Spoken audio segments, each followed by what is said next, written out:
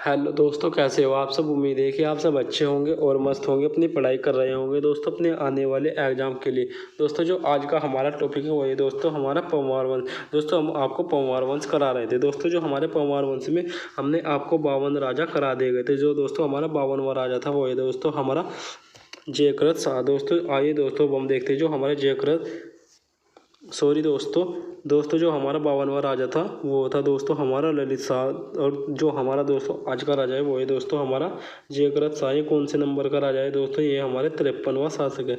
आइए दोस्तों अब हम देखते हैं दोस्तों जो हमारे जयकृत शाह के शासनकाल में जनता और मंत्रियों के द्वारा सर्वाधिक विद्रोह हुआ और ललित शाह की मृत्यु के पश्चात जो गढ़वाल की गद्दी पर ज्येष्ठ पुत्र कौन था दोस्तों, वो था जयकृत शाह। और राजा ललित शाह के कितने पुत्र थे दोस्तों, ललित शाह के 4 पुत्र थे। जयकृत शाह दोस्तों जो हमारे ललित शाह जो उनकी मृत्यु के बाद कौन गद्दी पर बैठा, वो बैठा था दोस्तों जयकृत शाह। उनके पुत्र और प्रद्युमन शाह, पराक्रम शाह और प्रीतम शाह। और दोस्तों जो जयकृत शाह और शाह उपाधि या सौतेले भाई थे। ये दोस्तों ये थे शाह और प्रद्युमन शाह, ये दोनों सौतेले भाई थे, दोनों एक दूसरे से चिढ़ते थे। आइए दोस्तों अब हम देखते हैं। और जो भाई को कुमाऊं की गद्दी से हटाने के लिए विद्रोही मोहन सिंह की सहायता की और पश्चात ही प्रद्युमन चंद ने गढ़वाल दोस्तों देवलगढ़ और श्रीनगर पर आक्रमण कर दिया, भारी लूट मचाई। और दोस्तों इन्होंने क्या किया, इन्होंने दोस्तों भारी लूट मचाई और 3 वर्ष तक गढ़वाल पर राज किया। दोस्तों इसके बाद जो हमारे कुमाऊं वापस आ गए और प्रद्युमन शाह के दोस्तों जो हमारे सबसे बड़े लड़के प्रद्युमन शाह दोस्तों, जो हमारे इसके छोटे लड़के कौन थे, वो थे दोस्तों हमारे प्रद्युमन। जो हमारे दोस्तों जयकृत शाह से छोटा वो कौन था, वो था दोस्तों हमारे प्रद्युमन शाह। एक कुमाऊं लौटते वक्त जयकृत शाह ने इन्हें पुनः गढ़ राज्य की बागडोर संभाली, किंतु अतिरिक्त उभर आए प्रिय मित्र धनीराम ने इन्हें धोखा दिया और जिसमें अत्यधिक निरंकुश हुआ। आइए दोस्तों हम देखते हैं दोस्तों जो हमारे देवप्रयाग के रघुनाथ मंदिर में गया जहां उसका 4 दिन के बाद देहांत हो गया। किसका दोस्तों, वो हो गया था दोस्तों हमारे मित्र धनीराम। आइए दोस्तों अब हम देखते हैं। तो दोस्तों ये था जो हमारा आज का राजा कौन था दोस्तों, ये था हमारा जयकृत शाह। दोस्तों जो जयकृत का शासन काल था इसके दोस्तों हमारे 4 पुत्र थे। 4 पुत्र में दोस्तों इसने सबसे पहले अपने किस बेटे को जयकृत शाह को गद्दी पर बिठाया और प्रद्युमन शाह को दोस्तों इसे वो कुमाऊं की गद्दी पर बिठाया। आइए दोस्तों अब हम देखते हैं अपना नेक्स्ट राजा दोस्तों हमारा प्रद्युमन शाह। दोस्तों ये हमारा जयकृत शाह के बाद जो ललित शाह के 4 पुत्र थे उसने सबसे पहले जयकृत शाह को गद्दी पर बैठा और उसके बाद दोस्तों प्रद्युमन शाह ये दोस्तों हमारे 54वें नंबर का राजा था। आइए दोस्तों अब हम देखते हैं दोस्तों जो जयकृत शाह की मृत्यु के बाद जो प्रद्युमन शाह को हर्षदेव जोशी ने गढ़वाल एवं कुमाऊं दोनों का नरेश घोषित किया। दोस्तों जो जिन्होंने दोनों का नरेश घोषित किया। और दोस्तों 1785 ईस्वी में हर्षदेव जोशी ने प्रद्युमन शाह के प्रतिनिधित्व के रूप में जो दोस्तों हमारे कुमाऊं का शासन किंतु मोहनचंद ने इसका विरोध किया। दोस्तों जो हमारे कुमाऊं पर शासन कर रहा था दोस्तों हमारा मोहनचंद। आइए दोस्तों देखते हैं जैसे ही दोस्तों जो 1786 में ईस्वी में पालेगांव के युद्ध में मोहन सिंह विजय हुए और हर्षदेव जोशी को जान बचाकर कहाँ भागना पड़ा दोस्तों, वो भागना पड़ा दोस्तों हमारे श्रीनगर भागना पड़ा। और 2 वर्ष पश्चात जो हर्षदेव जोशी ने सेना का पुनर्गठन करके बड़ी सेना के साथ कुमाऊं पर आक्रमण किया, जिसमें दोस्तों हर्षदेव जोशी की जीत हुई और मोहन सिंह की हत्या कर दी गई, जबकि लाल सिंह को जेल में डाल दिया गया दोस्तों। आइए दोस्तों अब हम देखते हैं जो हर्षदेव जोशी ने जो शिवचंद को कुमाऊं के सिंहासन पर बैठा दिया और एक कठपुतली राजा था दोस्तों। ये क्या था दोस्तों, ये एक कठपुतली राजा था। आइए दोस्तों अब हम देखते हैं दोस्तों जो गोरखाओं ने 1790 ईस्वी में जो कुमाऊं के राजा कौन थे दोस्तों, जो महेंद्र चंद को दोस्तों क्या कर दिया दोस्तों, महेंद्र चंद और गोरखाओं के बीच लड़ाई हो गई, जिसमें दोस्तों हमारे महेंद्र चंद जी मारे जाते हैं। और दोस्तों ये 1791 ईस्वी में गढ़वाल पर भी आक्रमण करने लगा, किंतु जो प्रद्युमन शाह ने बहादुरी का परिचय दिया और गोरखाओं को क्या कर दिया दोस्तों, गोरखाओं को हरा दिया गया। इसी बीच दोनों के बीच दोस्तों क्या हो गई दोस्तों, संधि हो गई, जिसमें गढ़वाल के राजा दोस्तों जिसमें गढ़वाल के राजा ने 25,000 रुपये का वार्षिक कर लगाया। साथ ही जो गढ़वाल पर कभी न आक्रमण करने का वचन भी मांगा। दोस्तों जब 1803 ईस्वी में गढ़वाल में भयंकर भूकंप आया और गढ़वाल की सर्वाधिक अत्यंत 1803 में भयंकर भूकंप आया और गढ़वाल में भूकंप आया और गढ़वाल की आर्थिक, प्रशासनिक और सामाजिक सैन्य स्थिति वो क्या दोस्तों खराब हो गई। इसी कारण दोस्तों इसी का फायदा उठाकर गोरखा शासक ने अमर सिंह थापा और हस्तीदल चौतरिया के नेतृत्व में गढ़वाल पर आक्रमण करने की सोचा। और दोस्तों गोरखाओं के आक्रमण को रोकने के लिए जो दोस्तों हमारे गढ़वाल की जनता ने पूरा साथ दिया दोस्तों, वो दिया था दोस्तों हमारे प्रद्युमन शाह का। आइए दोस्तों अब हम देखते हैं दोस्तों। और दोस्तों जो हमारे 14 मई 1804 को जो देहरादून के खुड़बुड़ा के मैदान में युद्ध हुआ और जिसमें गोरखाओं की क्या हो गई दोस्तों, गोरखाओं की विजय हो गई और प्रद्युमन शाह का है दोस्तों। प्रद्युमन शाह हमारा लड़ाई करते हुए मारा गया। इसी कारण दोस्तों संपूर्ण गढ़वाल पर वह कुमाऊनी और गोरखाओं का अधिकार हो गया। दोस्तों ये हमारे एग्जाम में इससे क्वेश्चन बनता है कि 14 मई 1804 को देहरादून में किसका वो युद्ध हुआ था, वो हुआ था दोस्तों हमारा खुड़बुड़ा का युद्ध। और दोस्तों यह किसके बीच हुआ, यह दोस्तों प्रद्युमन शाह और दोस्तों गोरखाओं के बीच हुआ, जिसमें दोस्तों हमारे प्रद्युमन शाह जी मारे जाते। तो आइए दोस्तों देखते हैं दोस्तों। और अंत में जो गोरखाओं की हार हुई और दोस्तों जो 1815 में दोस्तों यह संगोली की संधि से प्राप्त हो और 3 मई 1815 में जो हमारे कुमाऊं कमिश्नर कौन थे, वो ई गार्डनर की कमिश्नर नियुक्त किए तथा इनके सहायक के रूप में ट्रेड को भी नियुक्त किया गया। और दोस्तों जो गोरखाओं को कुमाऊं और गढ़वाल से जाना पड़ा। आइए दोस्तों अब हम देखते हैं जो देहरादून पर ब्रिटिश शासन का अधिकार हो गया और ब्रिटिश शासन ने जो हमारे सुदर्शन शाह को अलकनंदा का राज करने को दिया। आइए दोस्तों देखते हैं जो 18 दिसंबर 1815 में राजा सुदर्शन शाह ने और टिहरी गढ़वाल में नई राजधानी स्थापित की। एक बार पुनः टिहरी गढ़वाल में परमार वंश स्थापित हुआ। आइए दोस्तों अब हम देखते हैं अपना नेक्स्ट आ जाए दोस्तों हमारा सुदर्शन शाह। दोस्तों ये कौन से नंबर का राजा था, दोस्तों ये था हमारे 55वें नंबर का राजा। आइए दोस्तों अब हम इसको भी पढ़ते हैं। दोस्तों जो टिहरी वंश की स्थापना सुदर्शन शाह ने की थी। दोस्तों जो हमारा टिहरी उसकी स्थापना किसने दोस्तों उसने की थी, वो हमारी सुदर्शन शाह ने। दोस्तों सुदर्शन शाह टिहरी वंश का प्रथम शासक भी कहा जाता है। दोस्तों सुदर्शन शाह जो परमार वंश का कौन से नंबर का राजा था, दोस्तों ये थे हमारा 55वें नंबर का राजा। दोस्तों जो गोरखा युद्ध के दौरान राजा के वफादारों के द्वारा इन्हें सुरक्षित स्थान पर पहुंचाकर बचा लिया गया। दोस्तों जो इसका जन्म हुआ था इनका जन्म हुआ था दोस्तों 1784 ईस्वी में। आइए दोस्तों देखते हैं जो गोरखाओं के शासन के अंत के बाद 18 दिसंबर 1815 में आकर पर गद्दी पर बैठा और इन्होंने भिलंगना घाटी और भगीरथी नदी के किनारे स्थित क्या किया दोस्तों, इन्होंने टिहरी गढ़वाल को अपनी राजधानी बनाई। और दोस्तों जो हमारे टिहरी में त्रिखंडीय भवन का भी निर्माण किया। दोस्तों अगर हमारे एग्जाम में क्वेश्चन बनता है कि त्रिखंडीय भवन का निर्माण कहाँ पे है, तो वही दोस्तों हमारा टिहरी में, जिसके बनाने में लगभग कितना खर्च आया दोस्तों, जिसका बनाने में दोस्तों 30 वर्ष तक लगे और 1848 में पूरा हुआ। आइए दोस्तों देखते हैं। दोस्तों जो हमारे सुदर्शन शाह वो उच्च कोटि के विद्वान थे। दोस्तों उन्होंने साबासार नामक ग्रंथ की भी रचना की। वो कितने खंडों में है दोस्तों, वो हमारे 7 खंडों में है। आइए दोस्तों देखते हैं जो हमारे सुदर्शन शाह वीर और साहसी थे। दोस्तों जो इनके राजकवि वो कौन थे, वो थे दोस्तों हरिदत्त शर्मा ने अपनी कविताओं में साहस की पूरी प्रशंसा की है। और इसके अतिरिक्त दोस्तों जो हमारे कवि कौन है, वो कुच्चू दोस्तों वही हमारे कुच्चू इसके शासन में एक गढ़वाल दरबार में भी प्रसिद्ध है। आइए दोस्तों ये था जो आज का हमारा राजा कौन सा दोस्तों, वही हमारा 55वें नंबर का राजा दोस्तों सुदर्शन शाह। आइए दोस्तों अब हम देखते हैं अपना नेक्स्ट आ जाए दोस्तों हमारा भवानी शाह के शासनकाल को भी आइए दोस्तों हम पढ़ते हैं। तो जो हमारे सुदर्शन शाह की मृत्यु के पश्चात जो हमारे गणराज्य एक बार खाया दोस्तों, वो ग्रह क्लेश की स्थिति पैदा हो गई और उसके पुत्रों ने उत्तराधिकारी के लिए आपस में लड़ाई करना शुरू कर दिया। और दोस्तों जो सुदर्शन शाह के जो छोटे पुत्र कौन था दोस्तों, वो था शेर शाह ने अपने बड़े भाई भवानी शाह को हटा दिया और थोड़े समय के लिए राजा बन गया।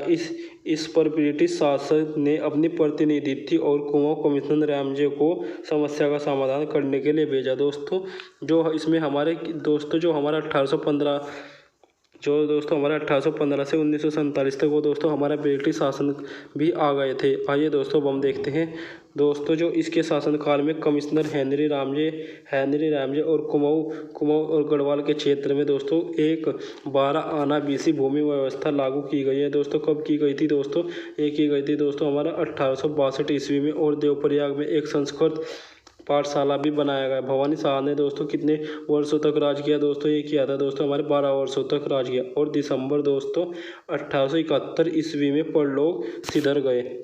आइए दोस्तों अब हम देखते हैं दोस्तों अपना जो नेक्स्ट आ जाए दोस्तों हमारा प्रताप शाह। दोस्तों ये कौन से नंबर का राजा है दोस्तों, ये हमारे 57वां शासक है। आइए दोस्तों अब हम देखते हैं दोस्तों जो हमारा प्रताप शाह वो पंवार वंश का कौन से नंबर का राजा, वो 57वां शासक है। इसने टिहरी गढ़वाल में 15 वर्षों तक राज किया। कब से कब तक दोस्तों, इसने राज किया 1871 से 1886 तक शासन किया, और पंवार नरेशों में यह प्रथम शासक था जिसने अपने राज्य में अंग्रेजी शिक्षा की शुरुआत की। ये दोस्तों कौन था, ये था दोस्तों हमारा प्रताप शाह, जिसने अपने राज्य में अंग्रेजी शिक्षा की शुरुआत की और 1883 में 8वीं कक्षा तक अंग्रेजी स्कूल की स्थापना की। प्रताप शाह ने अपने नाम से एक शहर की स्थापना की होती दोस्तों, कौन सा, वो था हमारा प्रतापपुर। दोस्तों उसने एक अपने नाम से प्रताप नगर की स्थापना की टिहरी में। आइए दोस्तों और हम देखते हैं जो टिहरी में एक प्रिंटिंग प्रेस भी खोला गया। ये सब दोस्तों किसके शासनकाल में हुए, ये सब हमारे प्रताप शाह के शासनकाल में हुए, और दोस्तों उसका नाम भी प्रिंटिंग प्रेस रखा गया। इसके अतिरिक्त व्यवस्था सुविधा भी की। आइए दोस्तों अब हम देखते हैं दोस्तों जो 1888 में जो टिहरी में अस्पताल का भी निर्माण किया, ये सब किसने किया दोस्तों, ये सब किया था हमारे प्रताप शाह ने।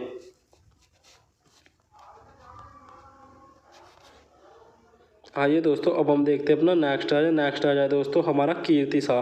दोस्तों जो कीर्ति शाह को भी हम देखते हैं, जो दोस्तों हमारा कीर्ति शाह है हमारे कौन से नंबर का राजा है दोस्तों, ये हमारे 58वां शासक है।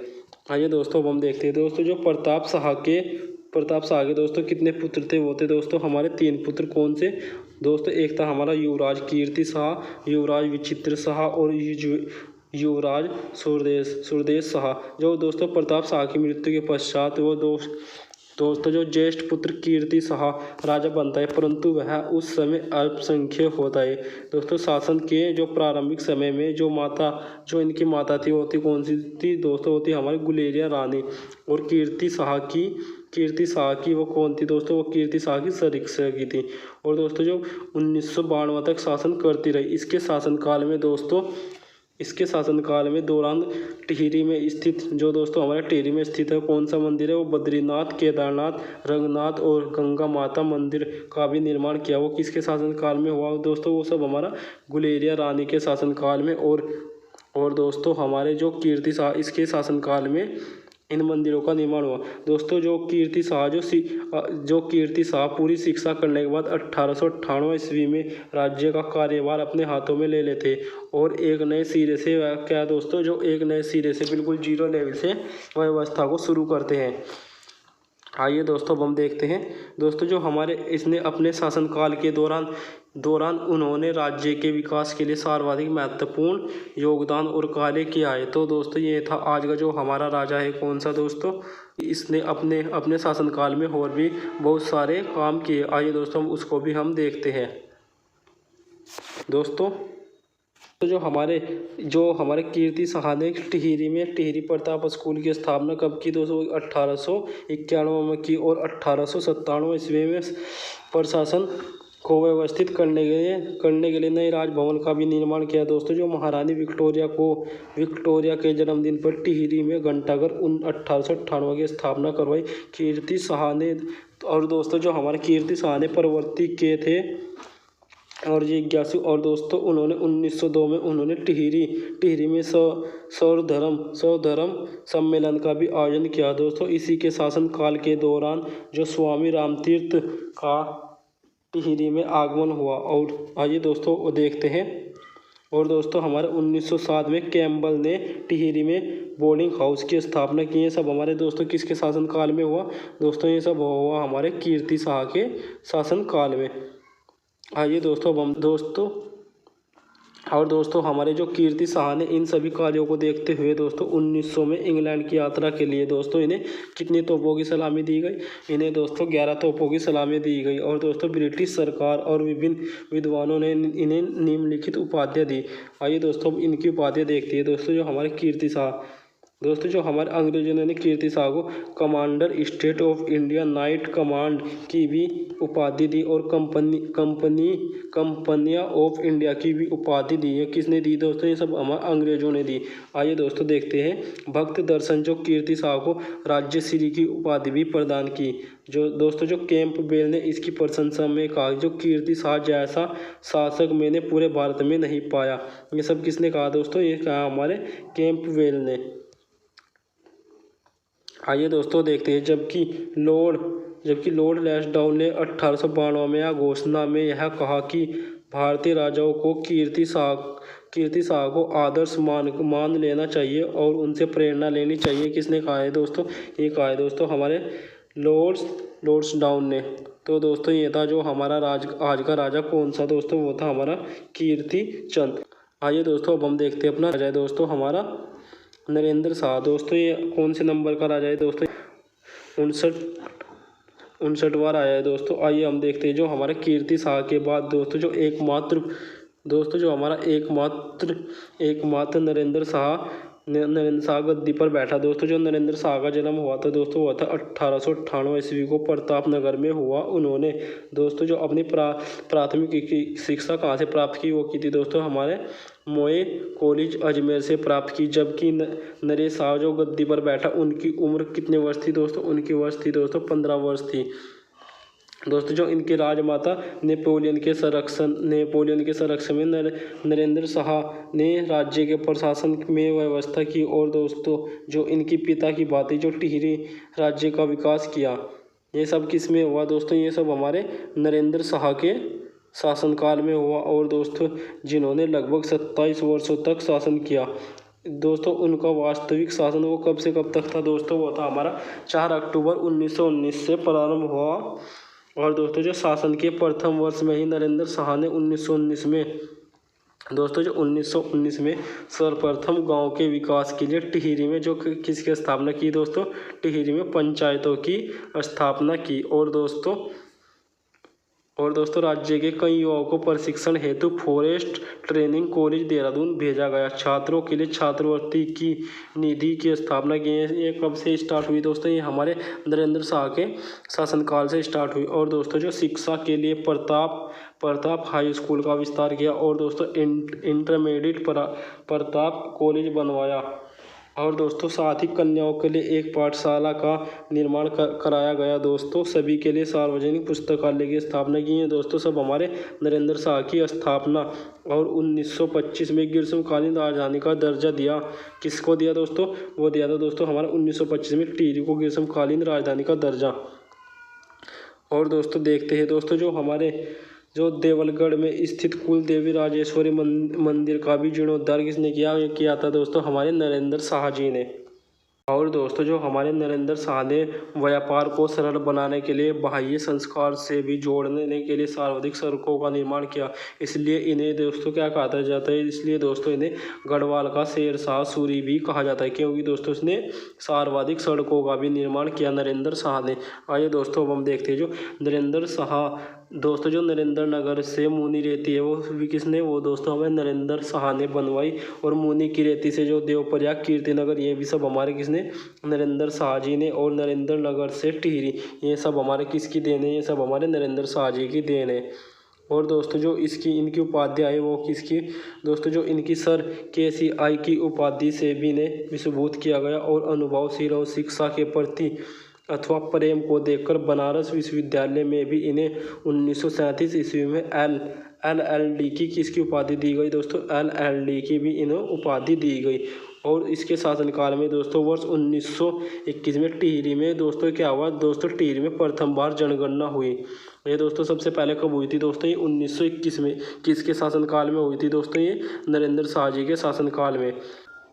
आइए दोस्तों देखते हैं दोस्तों, जो दोस्तों हमारे नरेंद्र शाह के शासनकाल में 30 मई 1930 को यमुना नदी के किनारे तिल्हाड़ी के एक मैदान में हिंसक घटना हुई, जिसे हम दोस्तों क्या कहते हैं दोस्तों? जिसे हम उत्तराखंड का जलियांवाला बाग हत्याकांड कहा जाता है। और दोस्तों नरेंद्र शाह के दीवान जो चक्रधार जुयाल ने वन संबंधी कानून का भी विरोध करने वाले आंदोलनकारियों को जो निर्दयता से क्या किया दोस्तों? उन पर गोली चला दी। सैकड़ों निर्दोष लोग मारे गए। और दोस्तों जिस कारण इस हिंसक हत्याकांड को करने वाले जो हमारे चक्रधर जुयाल को क्या कहा गया? उनको कहा गया दोस्तों हमारे उत्तराखंड का जनरल डायर के नाम से भी दोस्तों संबोधित किया गया। आइए दोस्तों देखते हैं दोस्तों, जो इन्हीं के शासनकाल में जो दोस्तों 25 जुलाई 1945 ईस्वी को टिहरी जेल के अंदर 84 दिनों तक लंबे कष्टपूर्ण शासन के बाद इन्हें श्रीदेव सुमन की दोस्तों क्या हो जाती है दोस्तों? मृत्यु हो जाता है। कितने दिन के बाद दोस्तों? 84 दिन के बाद। आइए दोस्तों हम देखते हैं दोस्तों अपना नेक्स्ट राजा है दोस्तों, ये हमारा दोस्तों मानवेंद्र शाह दोस्तों। ये पंवार वंश का लास्ट राजा है। पंवार वंश में दोस्तों हमारे कितने राजा हुए दोस्तों? वो है दोस्तों हमारे 60 राजा। आइए दोस्तों अब हम देखते हैं जो अब हमारे पंवार वंश का लास्ट राजा मानवेंद्र शाह का दोस्तों जो शासनकाल था वो था दोस्तों 1946 से लेके 1949 तक। आइए दोस्तों देखते हैं दोस्तों, जो हमारे मानवेंद्र शाह पंवार वंश का अंतिम शासक था दोस्तों। ये क्या था? अंतिम शासक। ये नरेंद्र शाह के ज्येष्ठ पुत्र थे और 1946 में कहाँ पर बैठे दोस्तों? 1946 में यहाँ गद्दी में बैठे। और आज़ादी के बाद जो 1900 दोस्तों जो हमारी आज़ादी मिली वो हमारी 1946 में मिली। और दोस्तों जो 1948 में प्रजामंडल का जो मंत्रिमंडल बना 1 अगस्त कब बना दोस्तों? 1 अगस्त 1949 को टिहरी गढ़वाल राज्य का भारत में विलीनीकरण कर दिया गया। और दोस्तों मानवेंद्र शाह जो 1969 से 2004 तक टिहरी गढ़वाल से 8 बार संसद निर्वाचित हुए। कितनी बार हुए दोस्तों? जो ये हुए थे दोस्तों हमारे 8 बार संसद निर्वाचित हुए। कौन दोस्तों? मानवेंद्र शाह। और दोस्तों 5 जनवरी 2007 को मानवेंद्र शाह की दोस्तों क्या हो जाती है दोस्तों? मृत्यु हो जाती है। तो दोस्तों ये था आज का जो हमारा टॉपिक पंवार वंश। दोस्तों हमने पंवार वंश में आपको कितने राजा कराए दोस्तों? पंवार वंश में दोस्तों हमने आपको 60 राजा कराए गए दोस्तों। अगर आपको किसी भी राजा में कोई भी दिक्कत हो तो आप दोस्तों हमें कमेंट बॉक्स में पूछ सकते हो। और दोस्तों अगर आपको वीडियो अच्छा लगा है तो वीडियो को लाइक शेयर और सब्सक्राइब कर देना। और दोस्तों जिसने हमारी चंद्रवंश की हिस्ट्री और पंवार वंश की वीडियो नहीं देखी वो हमारी प्लेलिस्ट में जाकर वीडियो देख लो और चैनल को लाइक और सब्सक्राइब कर देना दोस्तों। और बात दोस्तों थैंक यू स्टूडेंट्स।